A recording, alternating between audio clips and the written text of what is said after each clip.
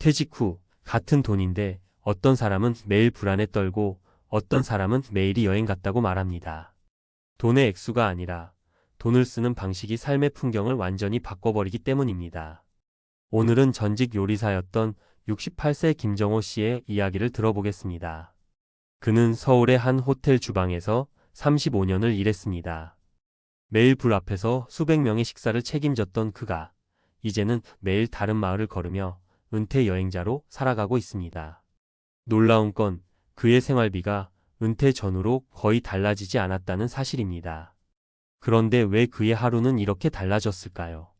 정호 씨의 은퇴 첫 해는 다른 사람들과 다르지 않았습니다.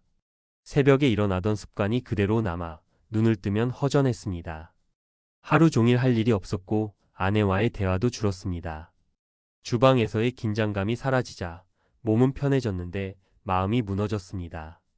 은퇴가 이렇게 공허할 줄 몰랐어요. 그는 퇴직금을 일부러 월세 수익형 상품에 넣었지만 수익률은 기대 이하였습니다. 남은 돈으로는 월 200만 원 남짓의 생활이 전부였습니다.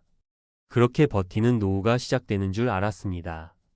그런데 전환점은 뜻밖의 순간에 찾아왔습니다. 어느 날 우연히 들른 지방 작은 마을의 재래시장에서 정호 씨는 이야기하는 삶을 발견했습니다.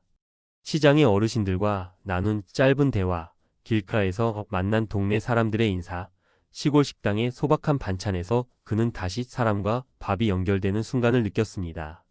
그날 이후 그는 결심했습니다. 매일 조금씩이라도 새로운 길을 걸어보자. 그렇게 시작된 건 거창한 여행이 아니라 하루 한 마을을 걷는 생활이었습니다.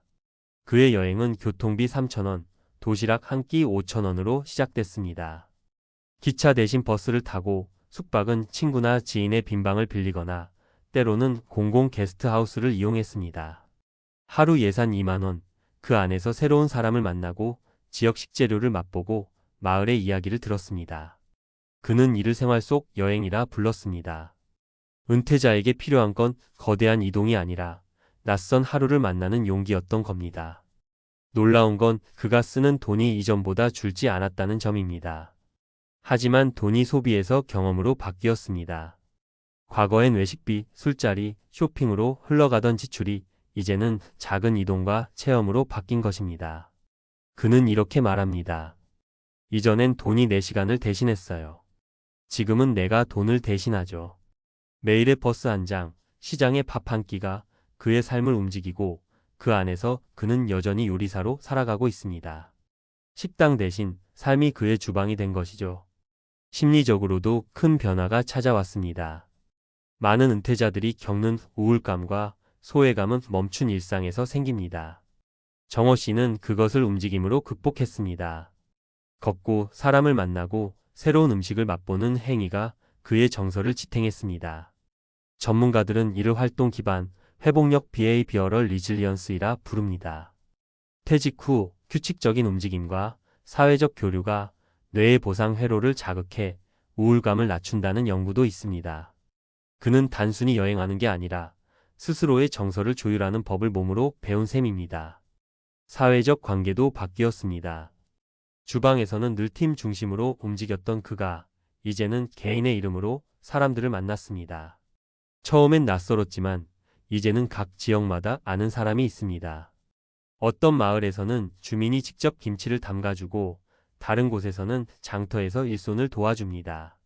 그는 자신을 움직이는 친구라 부릅니다. 나는 늘 떠나지만 그래서 늘 반갑게 맞이받아요. 그가 말하는 여행의 핵심은 거리가 아니라 만남이었습니다. 재정적으로 보면 그는 여전히 월 200만 원으로 살아갑니다. 그러나 그는 고정비를 철저히 줄였습니다. 서울의 자가 아파트를 전세로 놓고 지방의 작은 원룸으로 옮겨갔습니다. 도시의 커피 한 잔 값이면 시골에선 한 끼 식사를 해결할 수 있었습니다. 고정비를 줄이자 이동의 자유가 생겼습니다. 결국 돈의 여유보다 중요한 건 유연성이었습니다. 그는 말합니다. 은퇴자는 돈이 아니라 몸과 마음이 움직일 수 있는 여유를 가져야 해요. 정호 씨의 이야기는 우리에게 중요한 질문을 던집니다. 내 돈이 나를 자유롭게 하고 있는가? 아니면 묶어두고 있는가? 그는 돈을 여행의 연료로 쓰지만 동시에 인간관계의 다리로도 사용합니다. 누구에게나 같은 금액의 연금이 주어지더라도 그것을 어디에 어떻게 쓰느냐에 따라 인생의 온도가 달라집니다. 돈의 방향이 삶의 방향을 정한다는 말, 바로 그것이 그의 은퇴의 핵심입니다. 그의 하루는 지금도 변함없습니다. 오전엔 새로운 마을의 시장을 걷고 오후엔 그 지역의 재료로 간단한 요리를 만들어 나눕니다. 그리고 그날의 기록을 작은 공책에 남깁니다. 여행지가 늘어나면서 공책도 하나둘 쌓여갑니다. 누군가 그에게 언제까지 그렇게 여행할 거냐고 묻자 그는 웃으며 이렇게 답했습니다. 몸이 허락하는 날까지요. 요리도 여행도 결국은 살아있음의 증거잖아요. 우리는 흔히 돈을 모으는 법, 지키는 법만 배우지만 정호 씨의 삶은 쓰는 법의 가치를 보여줍니다. 돈이 줄어들지 않아도 삶은 얼마든지 새로워질 수 있습니다. 그것은 숫자가 아니라 의미의 재배치에서 시작됩니다. 매일을 여행처럼 살아가는 그의 비결은 돈의 양이 아니라 마음의 방향이었습니다. 결국 은퇴 후의 삶이란 더 많은 돈을 가진 사람이 아니라 더 깊이 살아가는 사람이 이기는 게임일지도 모릅니다. 우리는 모두 각자의 방식으로 여행 중입니다. 다만 목적지를 잃지 않는 것, 그것이 진짜 노년의 지혜 아닐까요? 은퇴 후의 삶을 여행처럼 만든다는 말은 듣기엔 멋지지만 실제로 그렇게 사는 사람은 드물다.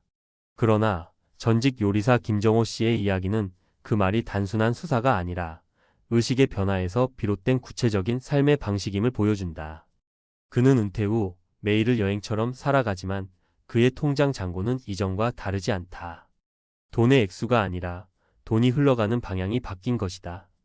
김정호 씨는 서울의 호텔 주방에서 35년을 일했다. 한때는 손끝이 느끼는 불의 온도로 하루를 판단했고 미묘한 양념 비율로 수백 명의 입맛을 책임졌다. 그런 그가 은퇴를 맞이했을 때 가장 먼저 느낀 건 시간의 공백이었다. 매일 수십 가지 메뉴를 준비하던 사람이 하루 세 끼조차 신경 쓰지 않는 생활로 바뀌었을 때 그 공허함은 돈으로 메워지지 않았다. 정호 씨는 퇴직금을 일부 상품에 투자했지만 수익률은 기대에 못 미쳤고 남은 연금과 생활비는 합쳐도 200만 원 남짓이었다.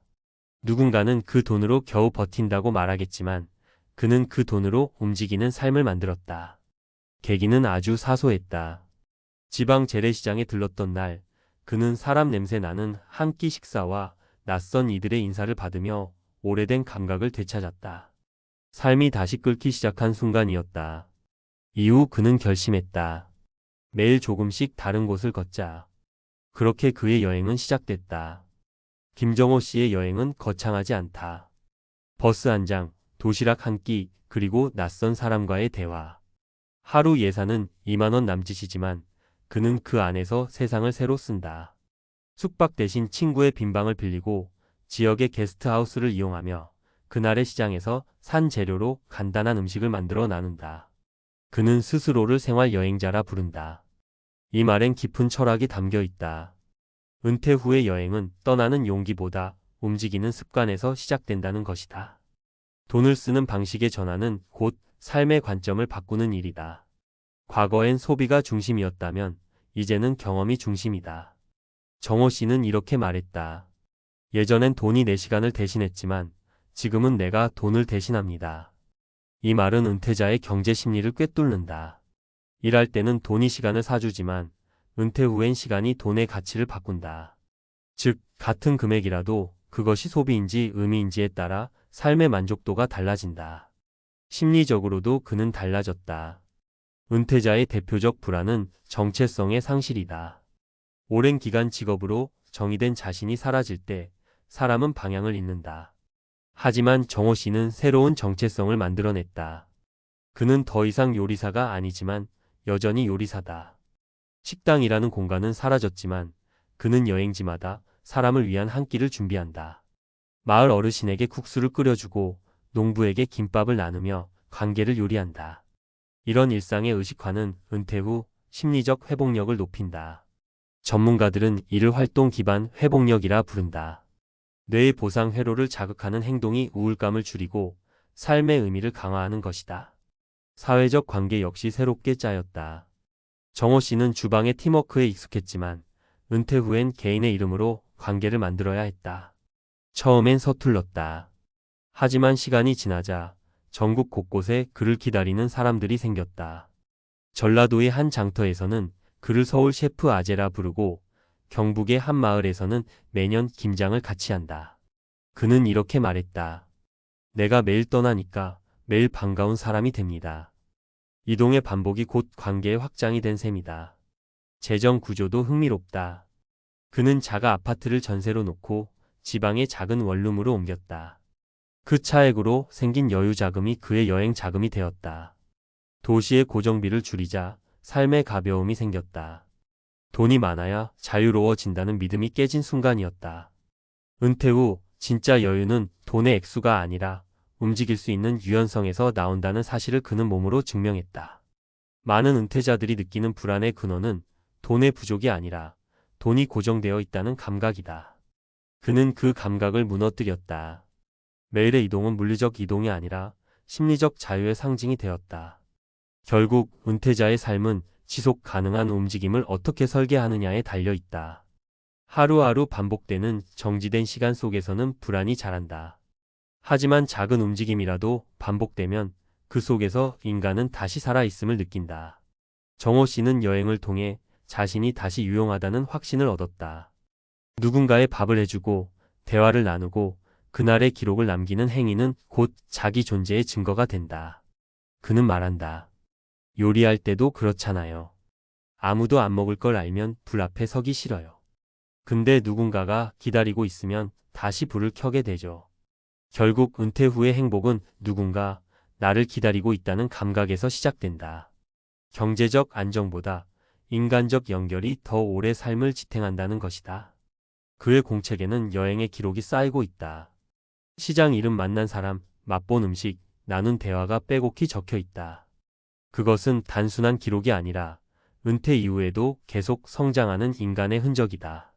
매일을 다르게 산다는 건 결국 자기 갱신의 연습이다. 정호 씨의 삶은 우리에게 묻는다. 당신의 돈은 어디로 흐르고 있습니까? 그 흐름이 당신을 자유롭게 만들고 있는가? 아니면 불안의 굴레로 묶어두고 있는가?